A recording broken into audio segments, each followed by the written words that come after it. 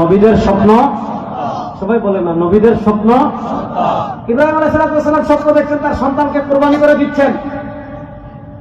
স্বপ্ন দেখে দেখে ইসমাইলকে বলছেন ইয়া বুনাইয়া, কি আদরের ডাক, ইয়া বুনাইয়া, হে আমার বৎস, ইন্নী আরা ফিল মানাম, ইন্নী আরা ফিল মানাম, আমি স্বপ্নে দেখছি, আন্নী আযবাহুক, আল্লাহর পক্ষ থেকে নির্দেশ আসছে আমি তোমাকে জবাহ করছি। ফানজুর মাযা তারা, তুমি বলো কি মতামত দিব।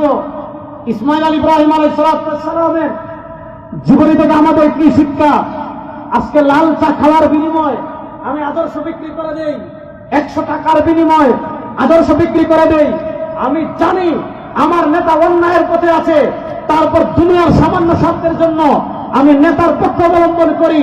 আমি জানি আমার দল ভুল পথে আছে, তারপরেও আমি দুনিয়ার সামান্য স্বার্থের জন্য আমি আমার দল ছাড়তে পারি না, আমি আমার নেতা ছাড়তে পারি না, আমি আমার নেত্রী ছাড়তে পারি না, আমি আমার পথ ছাড়তে পারি না, আমি আমার মত ছাড়তে পারি না, আমি আমার আদর্শ ছাড়তে পারি না। অথচ ইব্রাহিম আলাইহিস সালাম যিনি আমাদেরকে দ্বীন হানিফ দিয়েছেন, যিনি আমাদেরকে শিরকের বিরুদ্ধে লড়াই শিখিয়েছেন, যিনি আমাদেরকে দ্বীন দিয়েছেন, আকীদা দিয়েছেন, সেই ইব্রাহিম আলাইহিস সালাম অনেক দিন পরে এক সন্তান পেয়েছেন। আল্লাহর নির্দেশে তাকে জবাহ করতে, কুরবানি করতে এক মুহূর্ত দেরি করেন না, এক মুহূর্ত দেরি করেন না। প্রস্তুতি নিয়েছেন।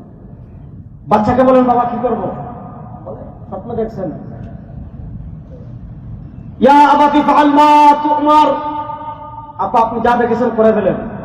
সাতাজিদুনি ইনশাআল্লাহ মিনাস সাবিরিন, আপনি ধৈর্যশীলদের মধ্যে পাবেন। কাজে রেডি। আমরা হজে গেলে পাথর মারি না, এগুলো সব আমাদের জাতির পিতা ইব্রাহিমের স্মৃতি, ইসমাইলের স্মৃতি। বা ইব্রাহিম আলাইহিস সালাম সাজিয়ে গুজিয়ে মাকে বলেন নাই। কেন বলেন নাই? কারণ মা তো মাই, এক বাচ্চা কোনো কারণে আটকাই ফেলতে পারেন, একটু সামনে নিয়ে যাচ্ছি, নিয়ে আসবো। সাজাই গোজাই নিয়ে গেছেন, শয়তান আসছে মানুষের আকৃতি ধরে, প্রথমে এখানে, পরে এখানে, পরে এখানে, 3 জায়গায় আসছে, 3 বার বাধা দিচ্ছে যে সাজো তোমার বাবা তোমার জবাই করে ফেলবে। ইসমাইল আলাইহিস সালাম 3 বার কঙ্কর মারছেন, আমরাও 3 বার কঙ্কর মারি কি মারি না? মারি। 3 বার কঙ্কর মারছেন মনোযোগ দিয়ে। হযরত ইসমাইল আলাইহিস সালাম প্রস্তুত। ইব্রাহিম আলাইহিস সালাম দেখছেন তার চাঁদের মতো সুন্দর ছেলে, যদি কুরবানি করেন কেমন কেমন হয়ে যাবে। যখন সন্তানের গলায় ছুরি চালাতে চাইবেন, সন্তানের চেহারার দিকে যখন তাকাবেন, অন্তরে মায়ার উদ্রেক হতে পারে। ইসমাইল আলাইহিস সালাম, ইব্রাহিম আলাইহিস সালাম ছুরিটা নিছেন, ধারালো ছুরি, ইসমাইলকে শুয়াইছেন, কিবলার দিকে পা করে দিছেন, চেহারায় যাতে ইসমাইল আলাইহিস সালামকে না দেখেন, চেহারায় কাপড় বেঁধে ফেলেছেন। ইব্রাহিম আলাইহিস সালাম চেহারায় কাপড় বেঁধেছেন।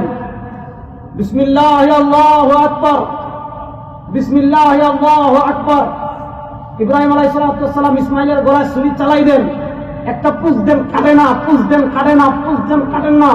বিসমিল্লাহ আল্লাহু আকবার বলে টাস করে জুড়ে চাপ দিচ্ছেন।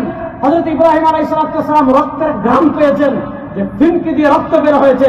আল্লাহু আকবার বলে ইব্রাহিম আলাইহিস সালাম চোখের বাঁধন খুলেন, তিনি দেখেন ইসমাইল তো দূরে দাঁড়িয়ে আছে, জান্নাতের কুরবা কুরবানি হয়ে গিয়েছে। হযরত ইব্রাহিম পরীক্ষায় উত্তীর্ণ হয়েছেন, হযরত ইসমাইল পরীক্ষায় উত্তীর্ণ হয়েছেন। সেই ইব্রাহিম ইসমাইলের সুন্নাহ আমরা প্রত্যেক কুরবানিতে কি পশু জবাই করি, এলাকার সবচেয়ে বড় ষাঁড় কিনি। ইব্রাহিম আলাইহিস সালাম দুনিয়ার সবকিছু পায়ের নিচে পিষ্ট করে আল্লাহর বিধানের সামনে নিজের ছেলেকে কুরবানি করে দিয়েছেন। আর আজকে আমরা একটা কাপ লাল চা খেয়ে আল্লাহর বিধান ছেড়ে দিই, 100 টাকার বিনিময়ে আল্লাহর বিধান ছেড়ে দেই। এজন্য কুরবানির সবচেয়ে বড় শিক্ষা কি? দুনিয়া একদিকে, আল্লাহর বিধান আরেকদিকে। দুনিয়া আরেকদিকে, ইসলাম আরেকদিকে, কাকে প্রাধান্য দিব? দেখছেন মাস্তিটা মাস্তা বলবেন না। দুনিয়া একদিকে, ইসলাম আরেকদিকে, আমরা কোন দিকে? বলেন, দুনিয়া একদিকে, ইসলাম আরেকদিকে, আমরা কোন দিকে? পৃথিবী আরেকদিকে, সারা পৃথিবীর ক্ষমতা একদিকে, সারা পৃথিবীর টাকা আরেকদিকে, সারা পৃথিবীর পয়সা একদিকে। কিন্তু এইদিকে পৃথিবী আছে, টাকা আছে, পয়সা আছে, ক্ষমতা আছে, সব আছে, ইসলাম নাই। আমরা এদিকে নাই, এদিকে কিচ্ছু নাই, ইসলাম আছে, আমরা এদিকে আছি। বারন্ত প্রস্তুত ইনশাআল্লাহ। ইসলামের জন্য ইব্রাহিম আলাইহিস সালাম তার ছেলেকে কুরবান করে দেওয়ার জন্য প্রস্তুত ছিলেন। আমরা ছেলে কুরবানি করা লাগে না, ইসলামের জন্য গ্রাম কুরবানি করার জন্য, রক্ত কুরবানি করার জন্য প্রস্তুত আছেন না?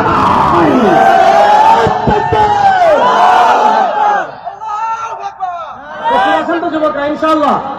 হাত মুসিবত করে বলার প্রস্তুত আছেন তো ইনশাআল্লাহ? হতাশ হওয়ার কিছু নেই। আগামী পৃথিবী হচ্ছে ইসলামের ইনশাআল্লাহ। বিশ্বাস করেন, হতাশ হওয়ার কিছু নাই। পৃথিবীর খেলা যে ঘুরতেছে, আপনারা কি টের পাচ্ছেন?